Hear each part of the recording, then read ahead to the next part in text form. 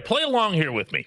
Let's go back to last, August, and you're at St. Vincent College, and you're just soaking in not just the Rays, but all of the various football goodness that's around you.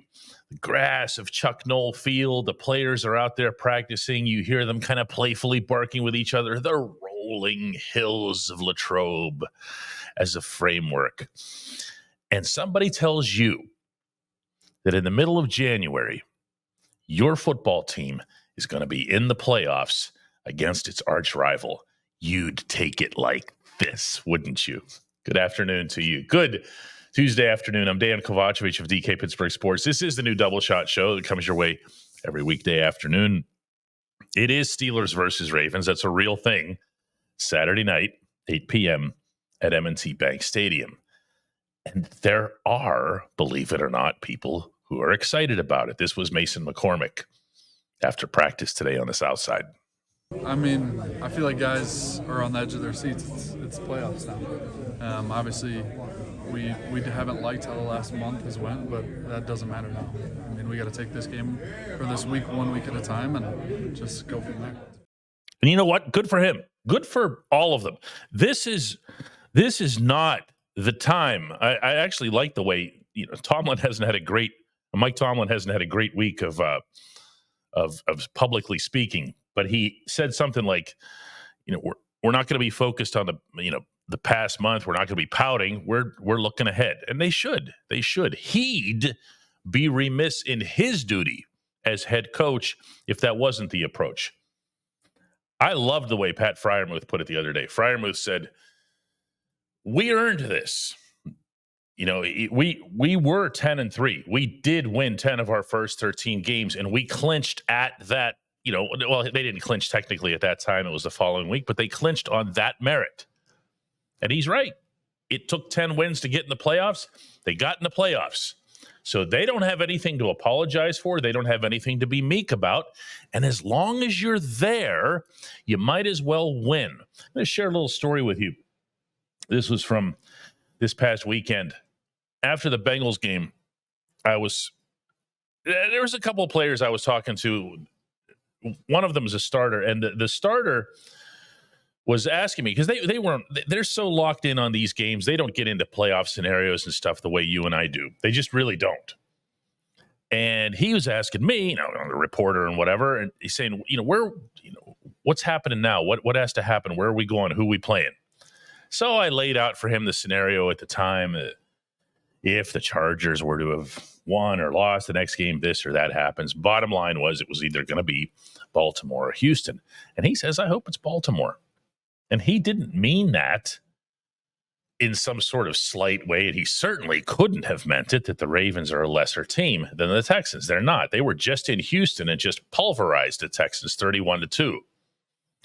What he meant was, I got it instantly, but we ended up discussing it further anyway. These teams, it just doesn't matter. It doesn't matter. We talk about this rivalry all the time, especially in the regular season, as if we have to rekindle everybody's memory of the fact that all these games are airtight. They're all like that. And yet, somehow, some way, like Lucy's holding the football down there, we all fall for it every single time that somebody says, oh, this one's going to be bad. This is going to be a blowout, one direction or the other. Do you remember the game that was played right across the river here in the COVID year, where the Ravens couldn't get enough healthy guys? They were all on the COVID list. More than half of them, it seemed like at the time. And they couldn't even schedule it. Remember, they kept saying, well, we'll play it on Tuesday. No, we'll play it on Thursday. I don't know. Maybe we're going to play it overnight. And then finally, the NFL and everybody else just told, John Harbaugh and everybody involved, listen, you're going to have to get a team to Pittsburgh and you're going to have to play the game. So they did. So they got, if memory serves, I think the Ravens dressed 36 players. It looked like the Avonworth High School Antelopes getting off the bus at Acrisure Stadium. And what do you know? It was a game. Now, it didn't end up being one at the end, but for the first half, you're thinking this rivalry is just bulletproof when it comes to close games. We did it again earlier this season when the Steelers won. Was it 18-16? 2 points? The Steelers, I think, can find some, comfort's not the right word, but confidence in that, knowing that, listen, every single time it's that close. And it's going to come down to 1 play, 2 plays, Chris Boswell kick, Justin Tucker kick, whatever, but it's going to be that close. I think it's actually a good point that the player made. You have no idea what you're going to get if you go down to Houston. It's an unfamiliar opponent. C.J. Stroud really played well against the Steelers as a rookie down there. And then, just go against the foe you know. When we come back, I'm going to be joined by Chris Halleck. At DK Pittsburgh Sports, we take pride in coverage that connects our city's fans to their favorite teams. Now, that connection's stronger than ever. Introducing our all-new state-of-the-art app. Find expert inside reporting and original podcasts. Check live box scores. Track the latest stats. Chat it up with our community of thousands of fans, all in one place. The new app from DK Pittsburgh Sports. Coverage that connects.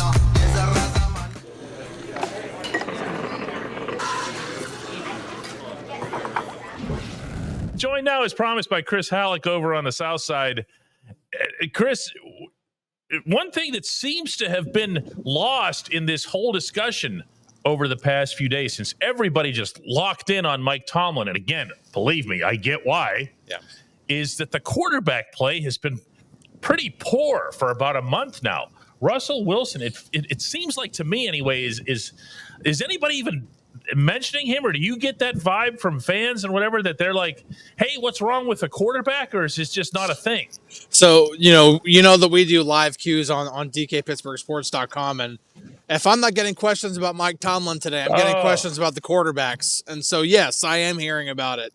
But I get it. I pointed out the fact yesterday that Russell Wilson's passer rating over the past 4 games is almost identical to what Kenny Pickett did all of last year. So he has regressed to Kenny Pickett levels here. That's not great. And so, yes, it does need to be talked about. I do think, however, that putting it all on the quarterback, putting the offensive struggles all on the quarterback is a bit unfair. And I've been going through all the homework, and I'm telling you, third down is a problem, and it's mainly because first and second down are also a problem too. Just all the downs are a problem. All the downs are a problem. All the downs are a problem. All the people are a problem. By the way, just in general, for anybody who might be new to the program or to our coverage in general, putting everything on any one person is just psychotic. It's a team sport. There's 53 guys. There's a full coaching staff and the head coach. And if you're ever looking for one individual and say, that's it, you blame that loss on that guy. Yeah. I'm sorry, man. That is the lowest of the lowest common denominator type of thinking. Russ, that said, hasn't exactly been part of winning performances, including his own. Of late, and it's been a while. And you talk about the passer rating and the Kenny Pickett thing. I think the reason, Chris, that we don't see him in the Kenny light is that every once in a while, and you said something like this to me when we were in a press box the other day, he puts a bomb up. Oh, the one to Mike Williams. Yeah. And he said, it's either that or nothing. Because there are no intermediate passes. There are no passes over the middle of the field. And that's not Arthur Smith. That is not Arthur Smith. Well, I just got done watching every single third down pass on 3rd and 7 or longer. And there were, not every single time, but there were a few plays for sure in which the options were 3 deep routes or 2 essentially checkdowns and nothing in between. And so what's Russ going to do at that point? So it is partially on Arthur Smith. That's also who he is, Chris. That's who he is. That's who he's always been. He's never thrown to the middle of the field. Agreed. And so, and that to me is like part of, okay, that's the coordinator calling something to the quarterback's strengths. And yes, I do think that there is too much, and I'm not even the one to point it out. Anybody who watches Hard Knocks, one of the Ravens coaches pointed it out when they were getting ready for that second game in Baltimore. He said it's either 3-pointers or layups with this guy. There's no intermediate. And he's not wrong. I mean, 3rd and 8, 3rd and 9, a lot like it just seems like the game against Washington, for example, that's a long time ago. 5 of the 6 of those long third downs were go balls. I mean, it's just that just seems to be the default answer, and they have to have other answers because the thing is they do have other answers that work. Throwing it up the seam to Pat Freiermuth or Ben Skoranek or Darnell Washington even. It's happened. Those answers have been there, and they're just not using them nearly enough. Now, Calvin Austin's been there on those too, and it drives you a little bit nuts. No, not a little bit nuts, like a lot of bit nuts. It's infuriating to watch this offense at times. Mike Tomlin, I felt like yesterday made very, very, very clear, although he didn't say it outright. You're going to see a little bit of Justin Fields, maybe gimmick here or there, but nobody ever gave serious thought to going back to Fields, did they? No, I think once Russ got on, once Tomlin made the decision to switch to Russ, that the only way he was ever going to go back to Justin was if Russ was horrendous, absolutely atrocious. The team is losing because of him. Because at that point, Tomlin's not going to go back and forth. If he were to switch to Russ because, okay, Russ was going to be his guy, okay, we'll switch to Russ. But if he were to ever switch back to Fields, you can't go back to Russ again. You just can't. Tomlin would not do it. He's not going to continue to flip-flop. And so I think that the only chance that he would have switched back to Fields is if Russ has been bad. And until the last 4 games he had. His passer rating before these last 4 games was 104. So he was playing fine. Over the past 4 games, it's not been great. So, but at this point, I don't think you make the switch, not when the team is about to get ready for a playoff game. When I go back to I don't want to get parenthetical to this game. The game is a really big deal, obviously. Right. But as I think about Fields' tenure, brief as it was, as the Steelers' starting quarterback, and I'm going to share my thought and ask you for yours. I felt like Justin was getting better. I felt like there were certain things that were there that had been shortcomings to his game. Whether you want to blame the Bears or the Chicago quarterback culture or whatever it is, I felt there were areas that he needed to improve upon that he did, beginning in Latrobe, continuing into the preseason, and then continuing into the regular season. We saw, for example, him making some reads. They weren't great. They weren't Russ-level reads, but we saw him making some. We saw him using, eventually, all of the field. Remember, we were putting out all those charts and everything and showing the little distribution of the passes across the middle. And of course, we saw him legitimately escaping traffic. We saw him finding a way to mitigate this bad offensive line. And it is a bad offensive line right now. And it's been one for probably, 14 out of the 17 games this season? Yeah. We saw him getting out of there. We saw him making them look okay. We also saw him running on a pace where he would have ended up with 500, 600 yards. And then they pulled the plug on him. Now, at the time, that obviously looks great, okay? But in hindsight, and that's all this is, just playful hindsight. Yeah. If you had left Justin in there, what happens? I think he continues to develop because there were 2 big parts of Justin Fields' game that I wanted to see improve based off of watching his tape in Chicago. After they had acquired him, I sat down and I watched a lot of his tape, and there were 2 things that I wanted to see him get better at. One was obviously getting through his progressions quicker. Getting from his first read to his second read, and then eventually getting to his check down, and not having to just think that, okay, first read's not there, I'm just going to take off and run. Boom. No, Right. actually play quarterback, try to break things down from the pocket, and I do feel like he got better. And then the second thing was inconsistency in hitting some of those short passes, sometimes even those check downs, and he did still struggle with that a bit.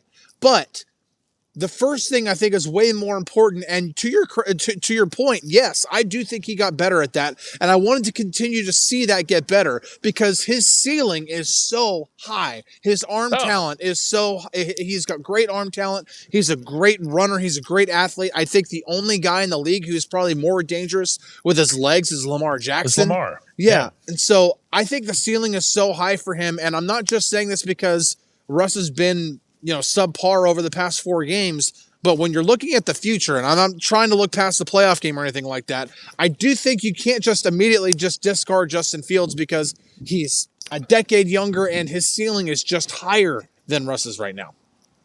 I could not agree with every syllable of that more emphatically. But getting back to this game. Yeah. I'm trying today, man. I'm trying. It's a chore. Everybody's so down. Again, and I understand it, but the players can't be, can they? The players. I love the approach that I've heard from them. I love the whole "we earned this," which they did. Mm-hmm. And we have every right to be in this game, and we're gonna, just start over, basically. Well, and think about this: like a lot of these players, pretty much all of these players, maybe except for T.J. Watt and Cam Hayward, they haven't been through all the playoff losses over these last 7 years, and now this might be the 8th year if they don't win Saturday. Not all of these players have been there throughout this entire drought. For some of these guys, it's the first playoff game with the Steelers. For some of them, it's the second. And so it's exciting. Yeah, it's exciting for them. They want the opportunity to play and to earn it and to, we're 10-point underdogs against our best rival that we know better than anybody else. Well, screw that. We know how to beat this team. But at the same time, the way this team is playing football right now, it's also hard to kind of believe that they're actually going to get it done. The Steelers are the 4th team in NFL history to enter the playoffs on a 4-game losing streak. The first ones since 1999. When we come back, J1Q.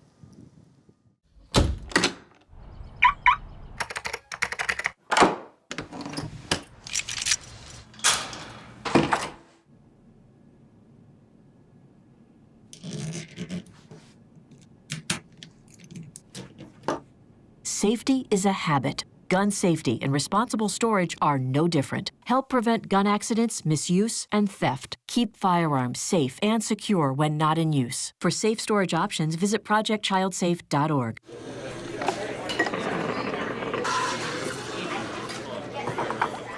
Time now for today's J1Q. That stands for just one question. And for that, we go to Sean Ferguson in Dayton, Ohio. Hey, DK. I just wanted to give a few examples that illustrate the Steelers' habit of slow starts in the first quarter of games.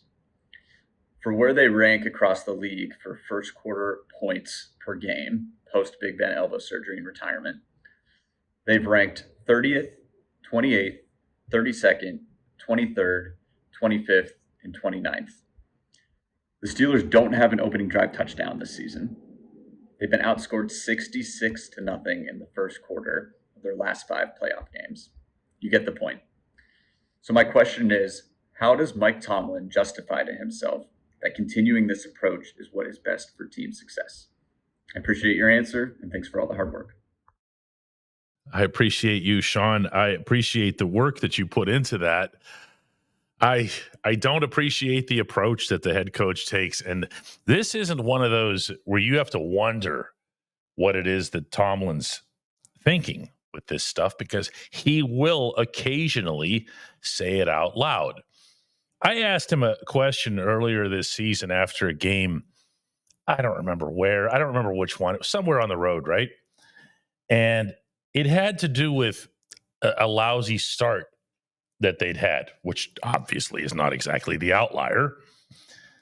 And his response was something along the lines of, the starts really don't matter. It's how you finish. And, you know, the moment he said it, I understood what he was going for, because a lot of what he does when he talks to us, and by that I mean reporters, but I also mean, by extension, you, is he's just sharing information that he hopes will make it back to his players. Does that make sense? He never stops in his head coaching the team. So what he answers is what he wants the players to hear. So if he has a common theme, let's just say even for a specific opponent that week, he'll pound it again and again in his press conference as if, you know, I'm playing, which, by the way, would have everybody in a lot of trouble.